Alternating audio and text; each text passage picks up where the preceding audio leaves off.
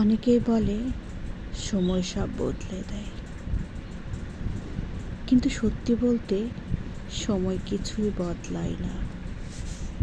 সময় শুধু আমাদেরকে শিখিয়ে দেয় কিভাবে না পাওয়া নিয়ে বেঁচে থাকতে হয়।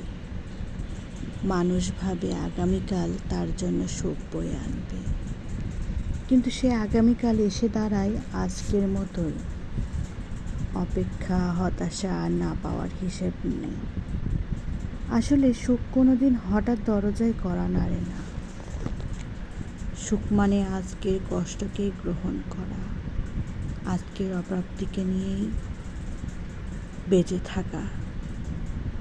যা নেই তার অপেক্ষার জীবন কাটানো মানে নিজেকে প্রত্যেক দিন একটু একটু করে শূন্য করে ফেলা।